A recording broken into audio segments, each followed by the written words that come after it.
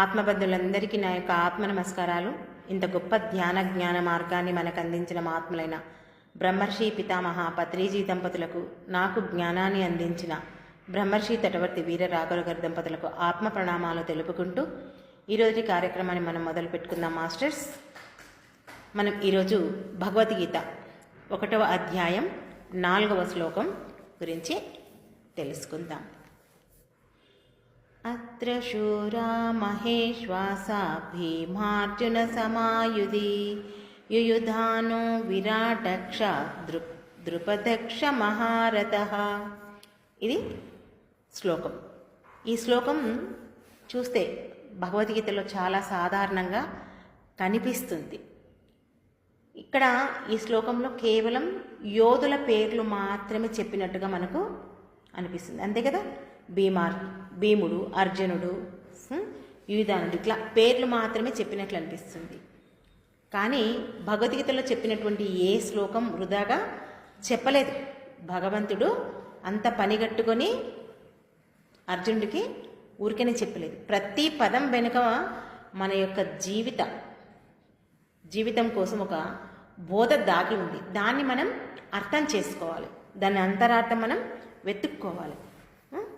ఈ శ్లోకంలో నేను మామూలుగా ఇక్కడ సంజయ్ ఉవాచ ధృతరాష్ట్ర ఉవాచ ఇలా ఉంటాయి. ఈ శ్లోకం దుర్యోధనుడు చెప్పిండను, దుర్యోధనుడు కాదు చెప్పడము. ఈ శ్లోకంలో దుర్యోధనుడు మాట్లాడుతుండు. ఎవరి దగ్గర మాట్లాడుతున్నాడు? ద్రోణాచార్యుని దగ్గర మాట్లాడుతున్నాడు. అది ఇక్కడ మనం అర్థం చేసుకోవాలి. ఇక్కడ గమనించాల్సింది అది. రాసుకోండి. దుర్యోధనుడి మనసు స్థితి, అతని భయము, అతని లోపల అసూయ, అతని అహంకారం. ఈ శ్లోకం ద్వారా మనకేం తెలుస్తుందంటే దుర్యోధనుడి యొక్క మనసు స్థితి తెలుస్తుంది. అంటే అతనిలో ఉన్నటువంటి భయం అనుకోండి, అసూయ అనుకోండి, అహంకారం. మరి ఇవన్నీ కూడా మన జీవితంలో ఎలా వస్తాయో ఈ శ్లోకం మనం అద్దంలో మొహం చూసుకుంటే మన అద్దం ఎలా కనిపిస్తుందో ఇవన్నీ మన జీవితంలో కూడా కనిపిస్తాయి. ఈ శ్లోకం అర్థం రాసుకోండి. ఇక్కడ ఉన్నవారు మహావీరులు, గొప్ప ధనస్సు పట్టిన యోధులు. యుద్ధంలో భీముడు, అర్జునుడు లాంటి వారు, యుయుధానుడు, ఈయననే సాత్యకి, విరాటుడు, ద్రుపదుడు, అందరూ మహారథులు. అంటే అక్కడ మనం శ్లోకంలో ఉన్నటువంటి పేర్లను ఇక్కడ అర్థంలో నోట్ చేసుకున్నాం. మహారథులు ఎవరెవరు అనేది మనం ఇక్కడ నోట్ చేసుకున్నాం. ఇది అర్థం మాత్రమే, ఈ శ్లోకం యొక్క అర్థం మాత్రమే. కానీ ఇక్కడ అసలైన భావం మనకు మొదలవుతుంది. మొట్టమొదట ఏం రాసుకోవాలి మీరు అంటే, దుర్యోధనుడు ఎందుకు ఈ పేర్లు చెప్తున్నాడు? అసలు దుర్యోధనుడు ద్రోణుడికి ఏం చెప్పాలనుకుంటున్నాడు? అతను ఇలా అనుకోవడం లేదు. ఏమని అంటే, పాండవులు నీతిమంతులు, వారు ధర్మం కోసం పోరాడుతున్నారు అని. ఓకే, దుర్యోధనుడు ద్రోణునికి ఏం చెప్పాలనుకుంటున్నాడంటే, మనం ఏమనుకుంటున్నాము, పాండవులు ఎంతో నీతిమంతులు, ధర్మం కోసం పోరాడుతున్నారని మనం అనుకుంటున్నాం. కానీ ఆయన భావం అది కాదు. ఏమనుకుంటున్నాడంటే, అతని మాటల వెనుక రాసుకోండి, అతని మాటల వెనుక ఉన్న భావం ఏమంటే,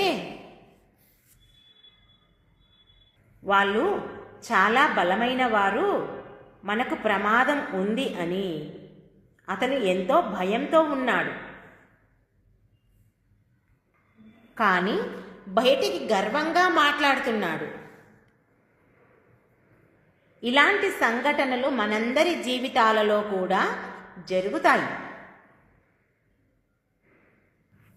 దుర్యోధనుని యొక్క ఉద్దేశం ఏంటంటే, పాండవులు చాలా బలవంతులైన వాళ్ళు అని చెప్పేసి అతడు భయంతో ఉన్నాడు. ఎవరు?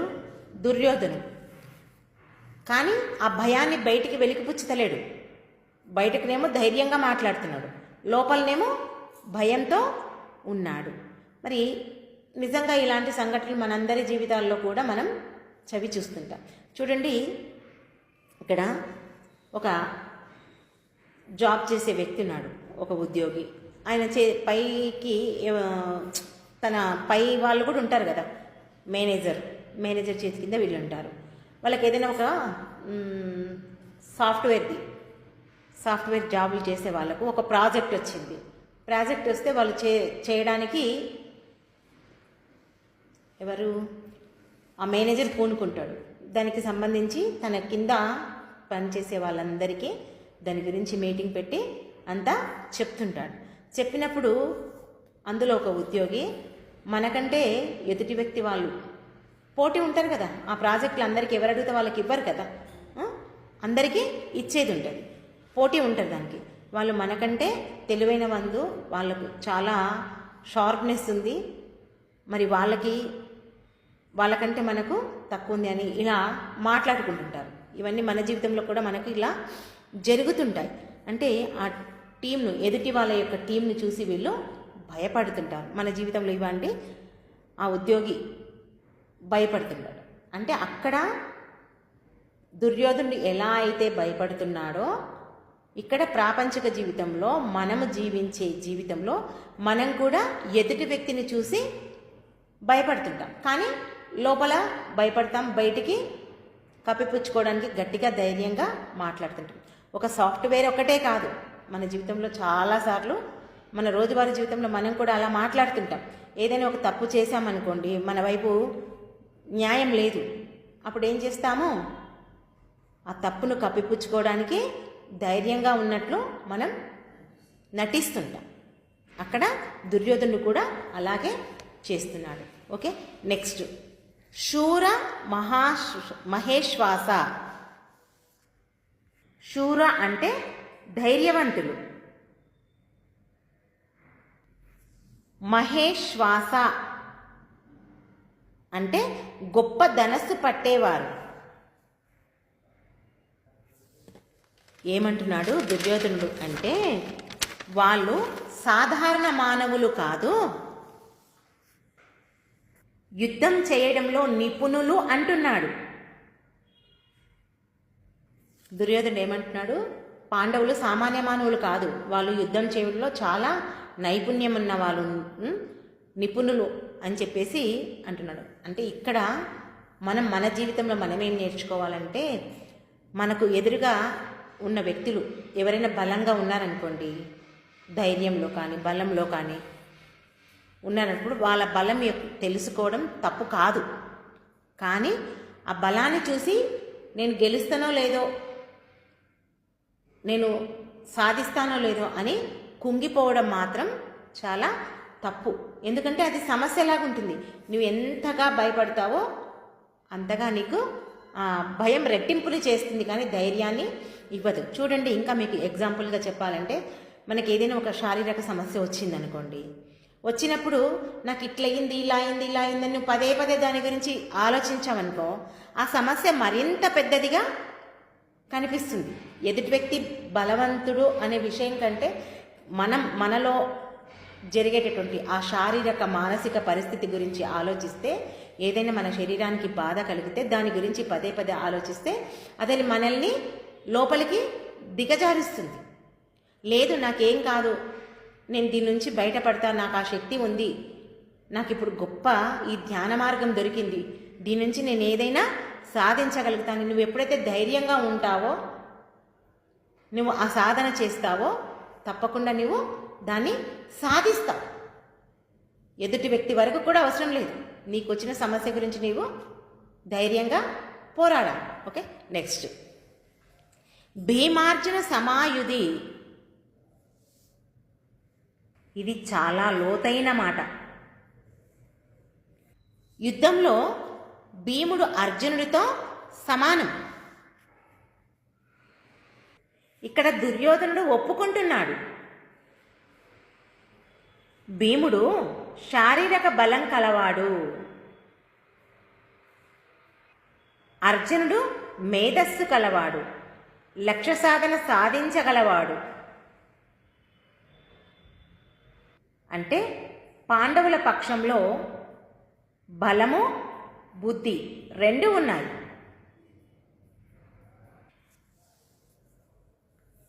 దుర్యోధనుడు ఏం చెప్తున్నాడంటే యుద్ధంలో భీముడు కూడా అర్జునుడితో సమానం. 5 మందిలో అర్జునుడు ఒక్కని పేరే ఎక్కువగా వినిపిస్తుంది మనకు. కానీ ఇక్కడ అర్జునుడు భీముడితో సమానం. ఎందుకంటే భీముడు శారీరక బలం గలవాడు, అర్జునుడికేమో మేధస్సు, చాలా నేర్పరితనం ఉంది.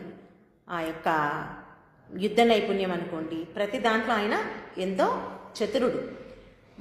ఇంకోటి లక్ష్య సాధన ఆయనకు ఎక్కువగా ఉంటుంది. అంటే పాండవుల పక్షంలో బలము గలవాళ్ళు ఉన్నారు, బుద్ధి గలవాళ్ళు ఉన్నారు. అలాంటి వాళ్ళు విజయం సాధించడానికి ఎక్కువగా అవకాశం ఉంటుంది. అట్లాగే మనం కూడా మన జీవితంలో ఒకటి ఉంటే సరిపోదు, బుద్ధి బలం రెండూ ఉండాలి మనకు.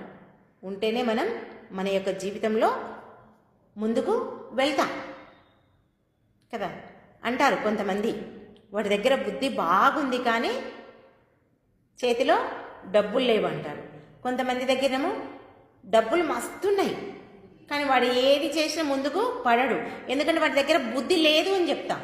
ఉన్నారా లేదా మన ప్రాపంచిక జీవితంలో మనం ఎంతోమందిని మనం చూస్తుంటాం కదా. అందుకే రెండు ఉండాలి, బుద్ధి ఉండాలి, తెలివి ఉండాలి, బలం ఉండాలి. ఉంటేనే ఆ యొక్క జీవితంలో ముందుకు వెళ్తాము. ఓకే, నెక్స్ట్ యుయుధానుడు. ఈయన పేరు ఏం చెప్పుకున్నాం? సాత్యకి. గురువు మాట విన్న శిష్యుడు ఎవరు? ఈ యుయుధానుడు. ఈ సాత్యకి ఎవరు అంటే కృష్ణుడి శిష్యుడు. కృష్ణుడు చెప్పింది అర్థం చేసుకుని ఆచరించినవాడు. ఈ సాత్యకి గురువు మాట వినే శిష్యుడంట, ఆచరించేవాడంట. అలాంటివాడు. గురువు ఏది చెప్తే అది ఆచరిస్తాడు. మరి ఇక్కడ మనం మన జీవితంలో ఏం తెలుసుకోవాలి, ఏం గమనించాలి దీనికి అంటే, సరైన గురువు మాట వింటే శిష్యుడు ఎప్పుడూ జీవితంలో విజయాన్ని సాధిస్తాడు. ఒక గురువు మాటనే కాదండి, మన యొక్క తల్లిదండ్రుల మాటలు. తల్లిదండ్రులు అంటే మంచి చెప్పే వాళ్ళే ఉంటారు కదా, చెడు చెప్పేవాళ్ళు ఉంటారా? ఏ తల్లి తండ్రి ఉండరు. తల్లిదండ్రుల మాట, గురువుల మాట, పెద్దల మాట, మంచి చెప్పేవాళ్ళు ఎవరైతే ఉంటారో, అనుభవ జ్ఞానం పొందిన వాళ్ళు ఎవరైతే ఉంటారో వాళ్ళ యొక్క మాటలు మనం వింటే మనం జీవితంలో మనం మహారథులం అవుతాం. అందుకే ఎప్పుడైనా సరే మనం సరి అయిన గురువును పట్టుకోవాలి. సరి అయిన జ్ఞానాన్ని అందించే గురువునే మనం పట్టుకోవాలి. అప్పుడే మన జీవితం సాఫీగా, ఆ స్పీడ్ బ్రేకర్ లేకుండా హైవే పోతాయి కదా. హైవే ఎక్కితే ఎలా అవుతాయి బండ్లు? స్పీడ్ బ్రేకర్లు ఉంటాయా? ఉండవు, సాఫీగా సాగిపోతుంది. అందుకే మనం సరైన గురువును పట్టుకోవాలి. ఓకే, నెక్స్ట్ విరాటుడు అంటే ఆశ్రయం ఇచ్చిన ధైర్యం. విరాటుడు పాండవులకు ఆశ్రయం ఇచ్చాడు. ధర్మం వైపు నిలబడ్డవాడికి భయం ఉండదు. న్యాయం కోసం నిలబడితే బలం వస్తుంది.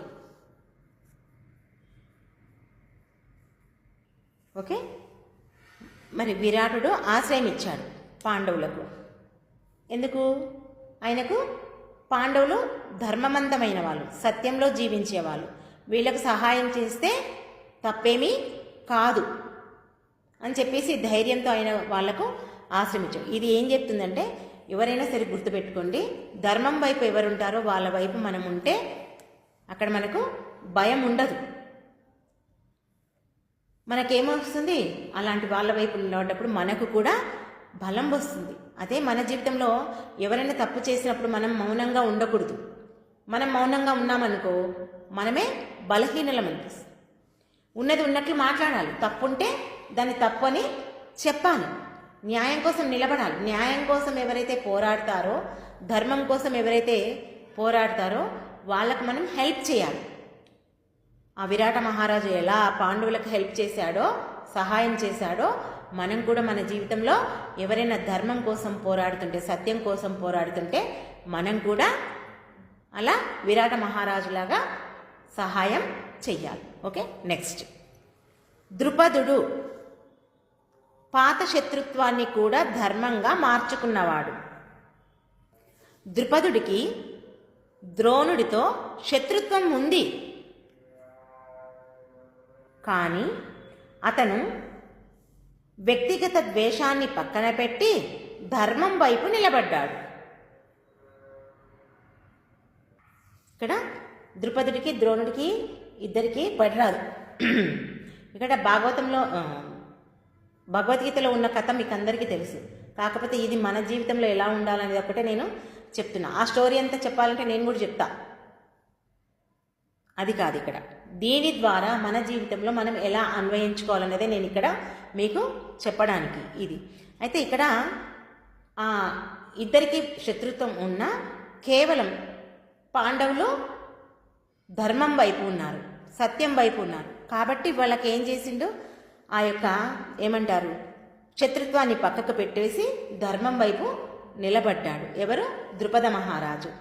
మరి ఇక్కడ మనం కూడా మన జీవితంలో ఇక్కడ ఏం చేయాలి, వ్యక్తిగత బాధ ఉంటే పక్కకు పెట్టేశాను, ధర్మం ఎక్కడైతే ఉందో అక్కడే మనం నిల్చోవాలి. మన జీవితంలో మనకి ఎవరో అన్యాయం చేసిండ్రు, కరెక్టే చేసిండ్రు, కానీ ఆ నిజం ఏందో తెలుసుకోవాలి. నిజం తెలుసుకొని సత్యం ఎటువైపు ఉందో అటువైపు మనం నిల్చోవాలంటే వాళ్ళకి కావలసినటువంటి సహాయం మనం చేయాలి, అంతే కదా. వాడు ఎప్పుడో అన్యాయం చేసిండు కాబట్టి వాడికి అట్లే కావాలి, నేను మాత్రం అధర్మం వైపే ఉంటా అని ఎప్పుడు మనం ఆగిపోకూడదు. Okay, next మహారథ. ఇది కేవలం యుద్ధ పదం కాదు. మహారథుడు అంటే ఒకేసారి అనేక దిశలలో యుద్ధం చేయగలవాడు. మహారథుడు ఇక్కడ అర్థం దానికి వివరించేది ఏం లేదు. ఏమంటున్నాడు, యుద్ధం ఎన్ని వైపుల నుంచి అయినా మనకు బాణాలు రావచ్చు, అన్ని వైపుల నుంచి అన్ని దిశలలో యుద్ధం చేయగలవాడే మహారథుడు. మరి మన ప్రాపంచిక జీవితంలో మహారథుడు ఎవరు అంటే మన యొక్క ఇంటి బాధ్యతలను ఎవరు స్వీకరిస్తారు? ఇంటి బాధ్యతలు ఒక తల్లి తండ్రి స్థానంలో ఉన్నవాళ్ళు స్వీకరిస్తారు. ఒక ఉద్యోగం చేసేవాడు అంటే ఆ ఇంటి వ్యక్తి పురుషుడు అక్కడ ఉద్యోగము చేయాలి, ఇంటి బాధ్యతలను చూసుకోవాలి, భార్యా పిల్లల్ని చూసుకోవాలి, తల్లిదండ్రిని చూసుకోవాలి. తన ధర్మం ఏదైతే ఉందో వాటన్నిటినీ పోషించేవాడు, వాడే మహారథుడు. యుద్ధంలో సైనికుడు మాత్రమే మహారథుడు కాదు, ఈ ప్రాపంచిక జీవితంలో అన్ని బాధ్యతలను చక్కగా నిర్వర్తించిన వాళ్ళే మహారథులు. అక్కడ సమాజపరంగా, కుటుంబపరంగా, సంఘపరంగా, అన్నిటి పరంగా తన యొక్క బాధ్యతను నిర్వర్తించిన వాడే. ఇవన్నిటినీ బ్యాలెన్స్ ఎవరైతే చేసుకుంటారో, చక్కగా వాళ్ళ యొక్క ధర్మాన్ని నిర్వర్తిస్తారో నిజమైన మహారథుడు. ఓకే, నెక్స్ట్ ఈ శ్లోకం మనకు చెప్పే ప్రధాన సందేశం ఏంటంటే భయం ఉన్న వ్యక్తి ఎక్కువగా ఎదుటివారి బలం గురించి చెప్తాడు, అదే పనిగా వారి గురించే ఆలోచిస్తాడు. ధర్మం వైపు ఎవరైతే ఉంటారో వారికి సహజంగానే బలం వస్తుంది. బలము బుద్ధి రెండు ఉంటే ఆ వ్యక్తి విజయం సాధిస్తాడు. ఎవరైతే గురువు మాట వింటారో వారే మహారథుడు అవుతాడు. ధర్మం కోసం నిలబడ్డ వ్యక్తి ఎప్పుడూ ఒంటరివాడు కాదు. ఈ శ్లోకం ద్వారా మనం ఇవన్నీ తెలుసుకుంటాం. మరి ఈ శ్లోకం యుద్ధం గురించే కాదు, అంటే మన లోపల ఉన్నటువంటి యుద్ధం గురించి ఇది తెలుపుతుంది. చూడండి, మనలో ఏముంటాయి? భయం ఉంటుంది, ధైర్యం ఉంటుంది, అహంకారం ఉంటుంది, వినయము ఉంటుంది, స్వార్థం, ధర్మం, ఇవన్నీ మనలో కూడా ఉంటాయి. కానీ మనం ఈ యుద్ధంలో ఎక్కడ వైపు నిలబడాలి? మనం పాండవుల వైపు నిలబడితే ఆటోమేటిక్గా కృష్ణుడు మన వెంటే ఉంటాడు. అలా కాకుండా ఈ దుర్యోధనులా మనం భయపడుకుంటూ మాట్లాడితే ఏమవుతుంది? మనం ఎప్పుడు ఓటమి పాలే అవుతాం. ఇంకా అక్కడ మనకు గెలుపు అనేది ఉండదు. అందుకే ఎవరైనా సరే మనం మన జీవితంలో నీతి వైపు, సత్యం వైపు, ధర్మం వైపు మనం నిల్చోవాలి. ధర్మం వైపు మనం నడవాలి. అప్పుడు ఆటోమేటిక్గా మనకు ఆ బలం అనేది మనకు వస్తుంది. ఇంకెవరికి భయపడాల్సిన అక్కర్లేదు. సదా ఆ భగవంతుడు మనతోనే ఉంటాడు. ఇది మనం గుర్తించాల్సినటువంటి విషయం ఈ శ్లోకం ద్వారా. అర్థమైంది కదా? ఓకే మాస్టర్స్, ఈ అవకాశం నాకు ఇచ్చినందుకు మీ అందరికీ నా యొక్క కృతజ్ఞతలు. Thank you.